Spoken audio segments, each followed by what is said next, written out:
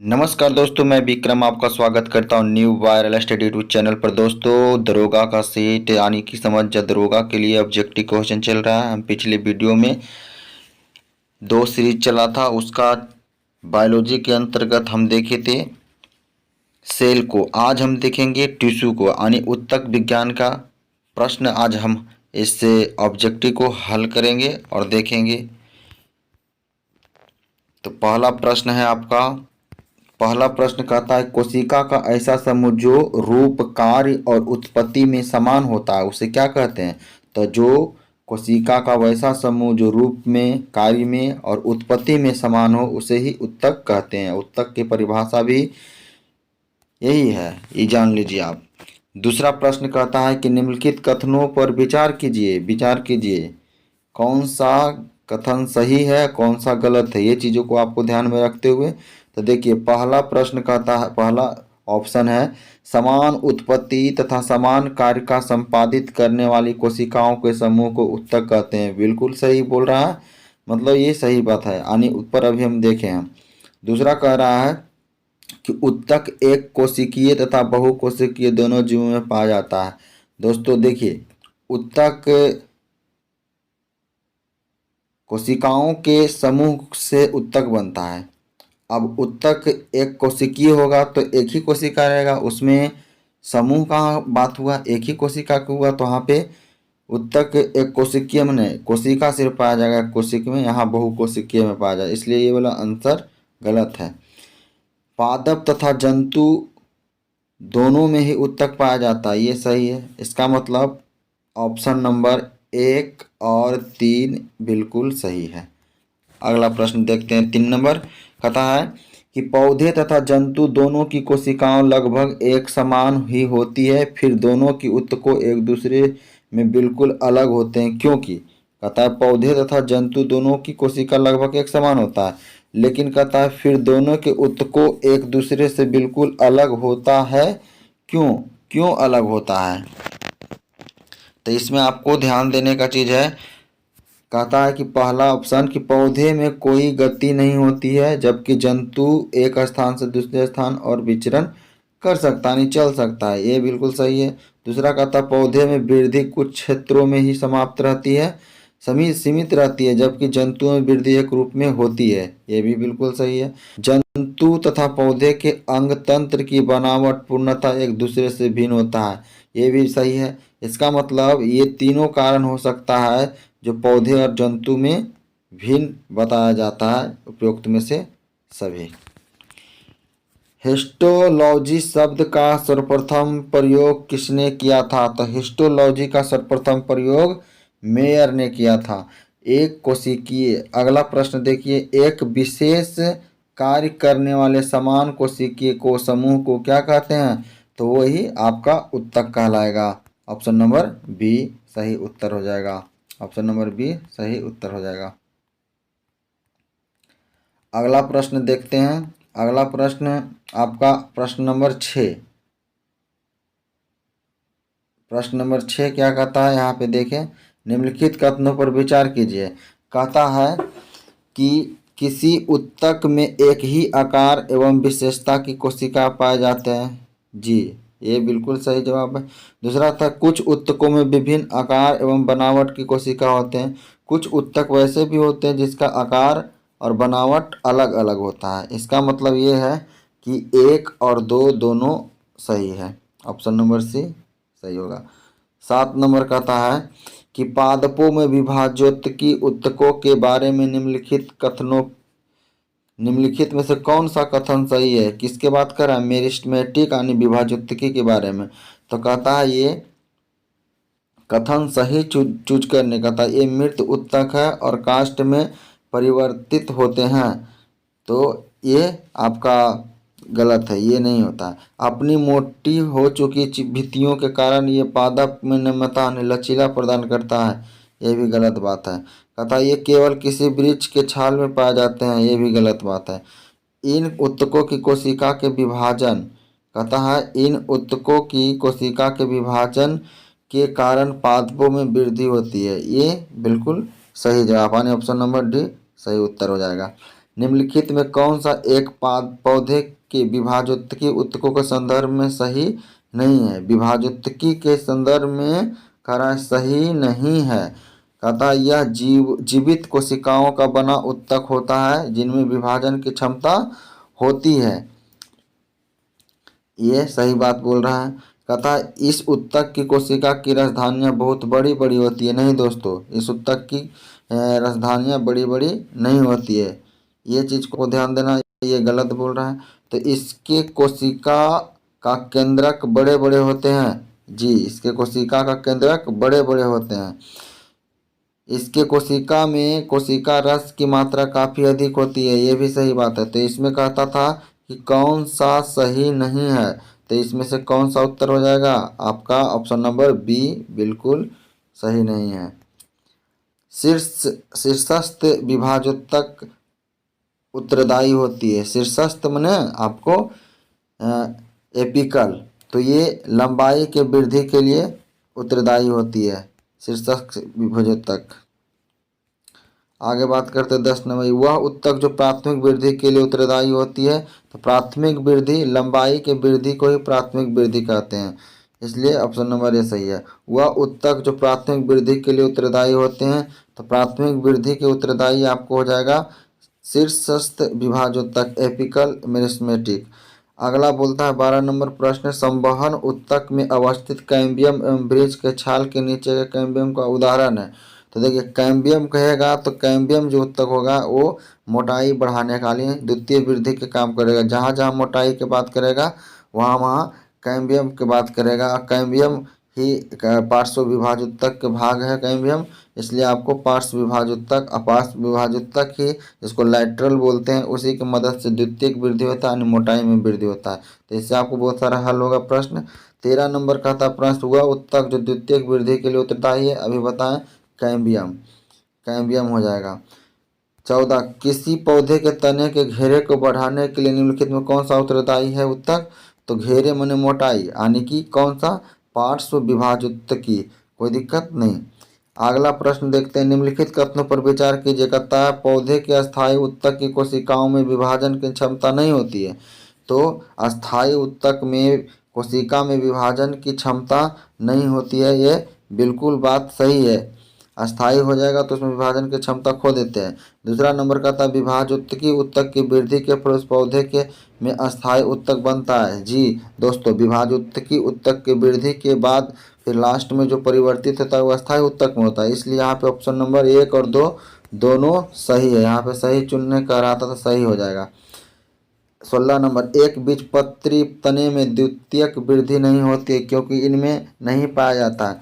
देखिए दोस्तों, यहाँ पे ध्यान देना है, एक बीजपत्री होता है और एक द्विबीजपत्री होता है। एक बीजपत्री में द्वितीयक वृद्धि नहीं होता है, तो इस प्रकार से कहता है द्वितीयक वृद्धि क्यों नहीं होता है, क्या इसमें नहीं होता जो द्वितीयक वृद्धि नहीं होता है? तो इसमें कैम्बियम कैम्बियम या पार्श्व विभाजोत्तक के कारण लैटरल मेरिस्टेमेटिक के कारण ही मोटाई में वृद्धि होता है। अब मोटाई में वृद्धि को ही द्वितीयक वृद्धि कहते हैं, इसलिए यहाँ पे ऑप्शन नंबर बी बिल्कुल सही होगा। निम्नलिखित में से किसे प्राथमिक विभाजोत्तक कहते हैं? क्योंकि यह पौधे के जीवन चक्र के प्रारंभ में बनते हैं और प्राथमिक पादप शरीर बनाते हैं। प्राथमिक पादप शरीर बनाते हैं। तो फिर यहाँ पे ए और सी दोनों शीर्षस्थ विभाजोत्तक और पार्श्व विभाजोत्तक, क्या ध्यान देना है। कहता है निम्नलिखित में किसे प्राथमिक विभाजोत्तक कहते हैं? क्योंकि यह पौधे के जीवन चक्र में प्रारंभ में, तो प्रारंभ में दोनों बनता है। अगला प्रश्न देखते हैं 18 नंबर। कहता है संवहन ऊतक का निर्माण किस विभाजोत्तकी द्वारा होता है? तो संवहन ऊतक का निर्माण आपको पार्श्व विभाजोत्तकी से होता है। अगला प्रश्न देखते हैं 19 नंबर आपका। 19 नंबर प्रश्न कहता है कि मृदु ऊतक किस प्रकार के ऊतक है, यानी प्रेनकाइमा है ना। तो प्रेनकाइमा किस प्रकार के ऊतक है? तो ये सरल ऊतक है, यानी कि सिंपल टिश्यू है, सिंपल टिश्यू है। निम्नलिखित में किस ऊतक में जीवन कोशिका पाए जाता है ना, जीवित कोशिका पाया, सॉरी जीवित कोशिका यानी कि जिंदा कोशिका पाया जाता है? तो आपको ध्यान देना है, आपका मृदुत्तक और स्थूलकोण ऊतक दोनों। इस प्रकार से 21 नंबर प्रश्न देखिए, मृदु ऊतक का मुख्य कार्य क्या है? तो मृदु ऊतक का मुख्य कार्य है आपका भोज्य पदार्थ का संग्रहण करना होता है, भोज्य पदार्थ का संग्रहण होता है। ऑप्शन नंबर ए बिल्कुल सही हो जाएगा। अगला देखते हैं 22 नंबर, वायुत्तक किन पौधे में पाया जाता है? तो एरेनकाइमा जिसको बोलता है, जिसमें हवा भरा हो, तो हवा भरा हो उसी में क्या होता है आपको वायुत्तक होती है, यानी कि 22 नंबर का हाइड्रोफाइट्स, यानी ऑप्शन नंबर बी सही होगा। जलोदभिद निम्नलिखित में किसकी उपस्थिति के कारण जल में तैरते हैं? तो वायुत्तक के कारण, वायु भर जाता है जिसके कारण पौधा हवा हल्का हो जाता है, इसके कारण तैरने लगता है। 24 नंबर प्रश्न देखिए, हुआ कौन सा उत्तक है जिसकी कोशिकाएं जीवित होती है? भित्ति सेलुलोज तथा पैक्टिन की बनी होती है और कोनों में अलिग्निन स्थूलन मिलते हैं। तो उसका आपका कोलेनकाइमा। निम्नलिखित में से कौन उत्तक केवल तरुण पौधे में पाया जाता है, बड़े बड़े वृक्षों में नहीं? तो निम्नलिखित में से कौन सा उत्तक जो केवल तरुण पौधे में पाया, यानी छोटे में पाया जाता है, कोमल पौधे में पाया जाता है, लेकिन बड़े वृक्षों में नहीं? तो हो जाएगा आपको स्थूल कोन उत्तक। अगला देखते हैं, शाकीय द्विबीजपत्री पौधे जैसे सूर्यमुखी, कद्दू और लचीलापन तथा दृढ़ता प्रदान करने वाला उत्तक, यानी कि सूर्यमुखी और कद्दू जैसे पौधे को लचीला प्रदान करने वाला और दृढ़ता प्रदान करने वाला उत्तक कौन सा है? तो इसमें कैसे उत्तक पाया जाएगा?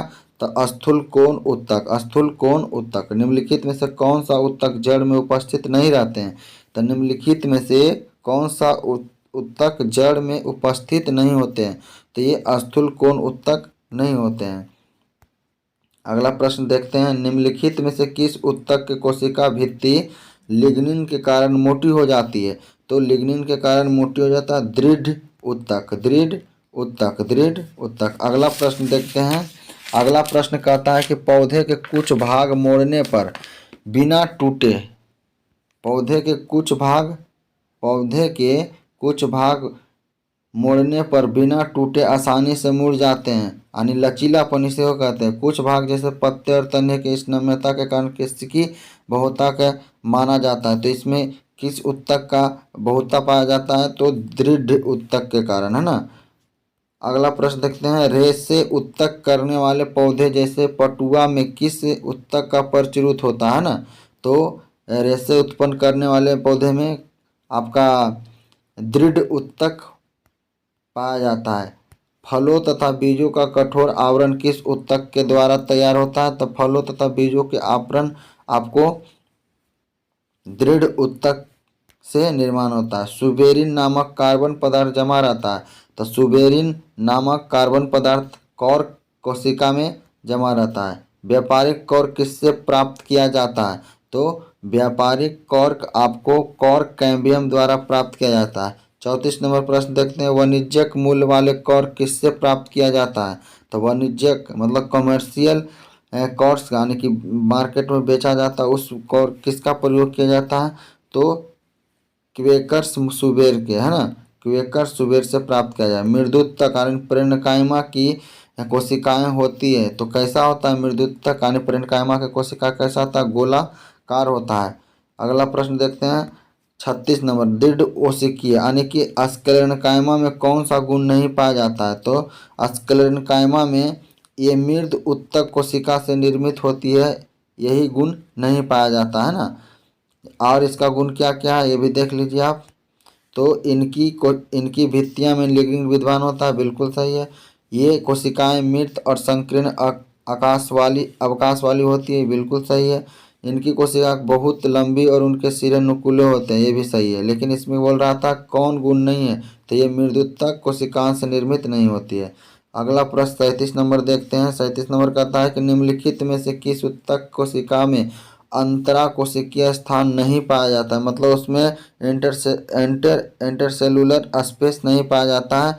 तो इसमें से आपका हो जाएगा विभाजोत्तकी और दृढ़ उत्तक में बीच का स्थान नहीं पाया जाता है। ए और सी ऑप्शन नंबर सही होगा। अगला प्रश्न देखते हैं, पौधे से प्राप्त होने वाला कॉर्क में कौन सी विशेषताएं नहीं होती है? तो पौधे से प्राप्त होने वाला कॉर्क में कौन सी विशेषताएं नहीं होती है? तो ये चीज़ों को आप ध्यान रखें कि इसके कोशिकाओं में पर्याप्त मात्रा में जीवदर पाए जाते हैं, ये गलत बात है ना। अगला प्रश्न देखते हैं 39 नंबर कहता है कि बिलामेन की आवश्यकता होती है, तो बिलामेन की आवश्यकता होते हैं आपका नमी के अवशोषण करने के लिए, नमी के अवशोषण करने कहता है किस प्रकार के जड़ में बिलामेन नामक आर्द्रग्राही स्पंजी उत्तक पाया जाता है। तो आपको अभी अधिपादप मूल में, अधिपादप मूल में पाया जाता है। आर्किड में बिलामेन उत्तक पाया जाता है, आर्किड में, है ना, आर्किड में बिलामेन बिलोमन बिलोमन उत्तक पाया जाता है। तो बिलोमन उत्तक जड़ों में पाया जाता है, मूलों में। पौधे का सबसे बाहरी स्तर या छिलका को क्या कहते हैं? तो पौधे के बाहरी स्तर या छिलका को कहा जाता है अधिचर्म, एपिडर्मिस। ये प्रश्न बहुत इंपॉर्टेंट है। अगला प्रश्न देखते हैं 43। शुष्क स्थानों पर पाए जाने वाला पौधे के एपिडर्मिस में कौन सी परत होती है जो पौधे को जल हानि को रोकता है? जी, तो ये आपको शुष्क स्थानों पर जल हानि रोकने के लिए कौन सा पदार्थ उस पर चिपके होते रहते हैं? तो आपको क्यूटिकल, क्या क्यूटिकल, क्यूटिकल त्वचा जनक, है ना, क्या कहता, त्वचा जन उत्तक शीर्षस्थ विभाज्य उत्तक से बनता है। यह निम्नलिखित में से किसके विकसित होते हैं?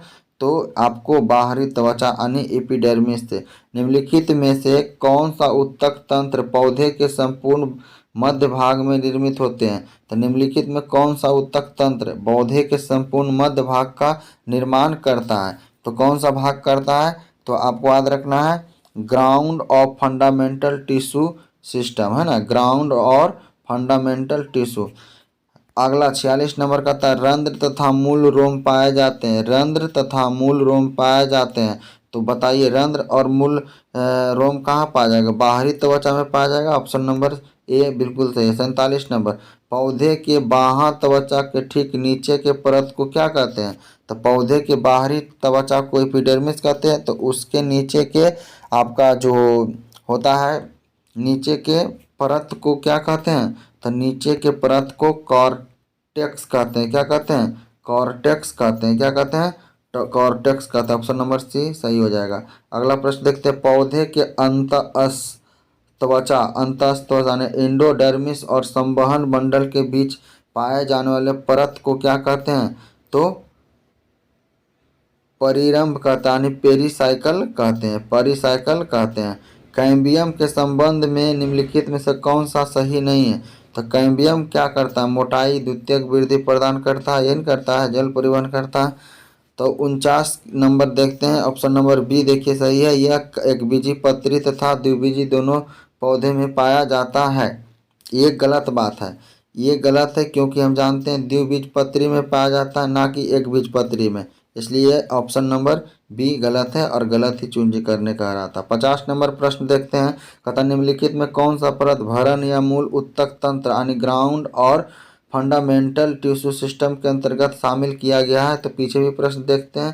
तो ये वाला आपको जो कोटेक्स परिरम मज्जा एन विद किरणें, इस प्रकार से आपको ऑप्शन नंबर डी सही हो जाएगा। 51 नंबर प्रश्न देखते पौधे के भरण उत्तक तंत्र के मुख्य कार्य क्या है? भरण उत्तक तंत्र के मुख्य कार्य क्या है? तो 51 के ऑप्शन नंबर बी देखिए, भोज पदार्थों का निर्माण तथा उसका संग्रहण करना। निम्नलिखित कौन सा अजैव पदार्थ है? अजैव पदार्थ है। तो अजैव पदार्थ का संचयन करता है, ये कहता है अजैव पदार्थ का संचयन करता है। तो अजैव पदार्थ का संचयन कौन करता है? इडियोप्लास्ट। कौन करता है? इडियोप्लास्ट। वह संवहन बंडल जिनमें जाइलम के दोनों ओर फ्लोएम पाया जाता है। जाइलम के दोनों ओर क्या पाया जाता है? फ्लोएम पाया जाता है। तो जाइलम के दोनों ओर फ्लोएम पाया जाता है, उसको क्या कहते हैं? बाई कोलेरेट्रल। क्या? बाई कोलेरेट्रल, है ना, कोलेट्रल, बाई कोलेट्रल। अरीय संवहन बंडल कहाँ पाए जाते हैं? तो अरीय संवहन बंडल एक बीजपत्री पौधे के जड़ों में पाया जाता है। पौधे के अस्टिल परत में शामिल होते हैं, पौधे के अस्टिल परत में शामिल होते हैं। तो केवल परिरंभ नहीं। आगे देखते हैं ऑप्शन आर।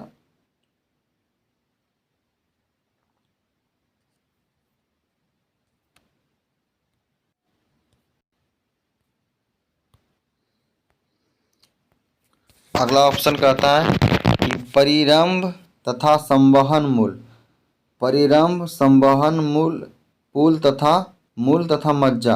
इस प्रकार से ऑप्शन नंबर सी सही हो जाएगा।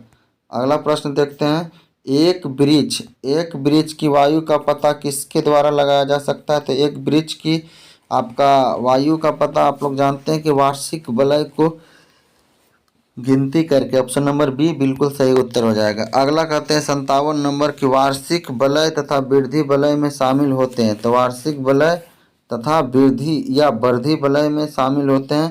तो क्या शामिल होते हैं? तो वसंत काष्ठ और शरद काष्ठ दोनों पाया जाता है। निम्नलिखित में किसकी सक्रियता के कारण वृद्धि वलय बनती है?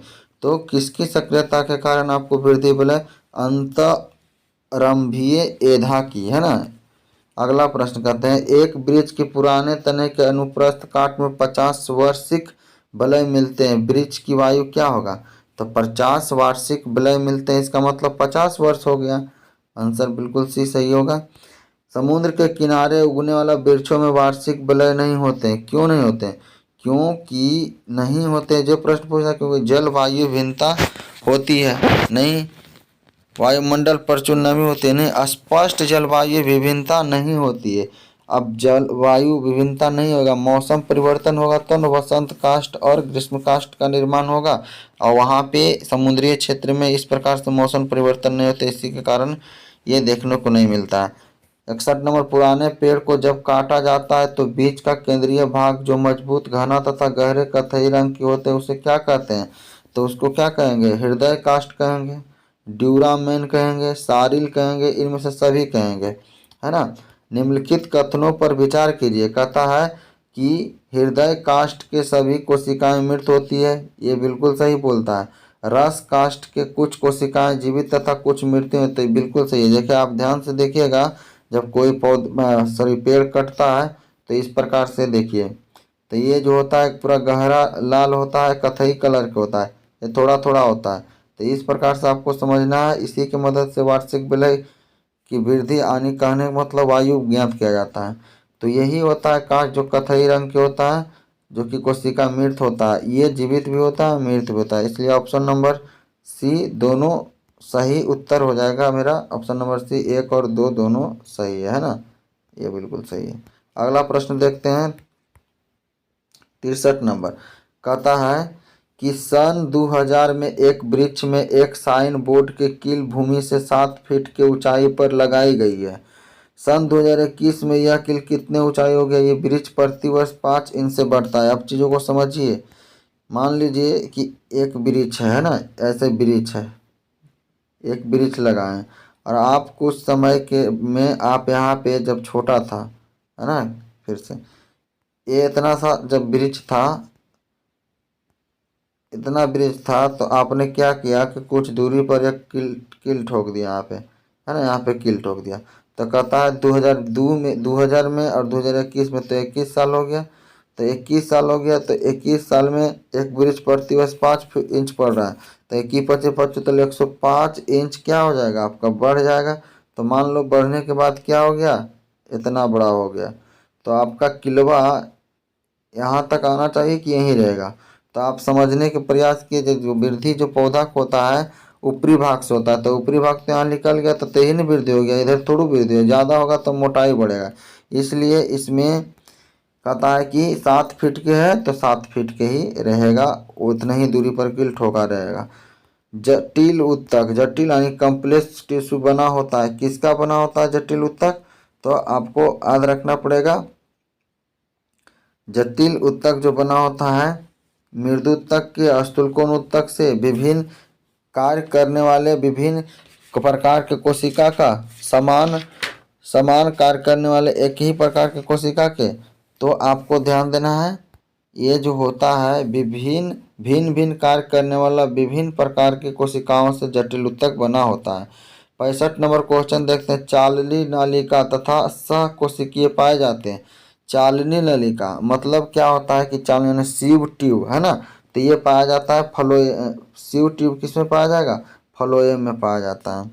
आगे प्रश्न देखते हैं, जाइलम एवं फ्लोएम का निर्माण कितने तत्वों से होता है? तो जाइलम एवं फ्लोएम का निर्माण 4 तत्वों से होते हैं। संवहन उत्तक का निर्माण किससे होता है? तो संवहन उत्तक का निर्माण जो होता है आपका पार्श्व विभाजोत्तक से होता है।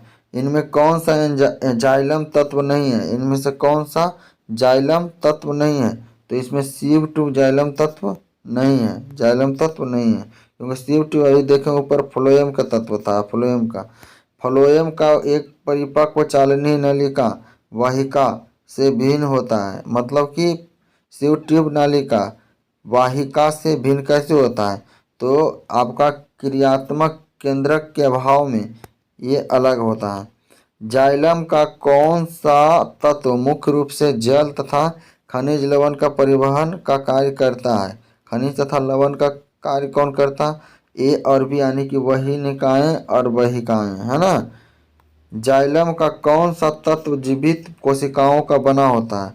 तो जाइलम का कौन सा जीवित कोशिका का बना होता है? कौन सा तत्व जीवित कोशिकाओं का बना होता है? तो ये हो जाएगा जाइलम मृदुतक। क्या हो जाएगा? जाइलम मृदुतक। फ्लोएम का कौन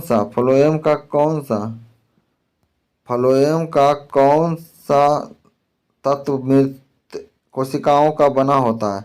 तो मृत कोशिकाओं का बना होता है। तो ये आपको हो जाएगा ऑप्शन नंबर सी, बास्ट कोशिका का। क्या हो जाएगा?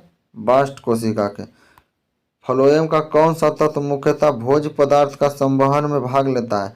तो फ्लोएम का कौन सा भाग जो मुख्यतः भोज्य पदार्थ में भाग लेता है? तो ये हो जाएगा चालनी नलिका। चालनी नलिका होता है ना। चालनी नलिका में भोज्य पदार्थ का संवहन में मदद करता है कौन?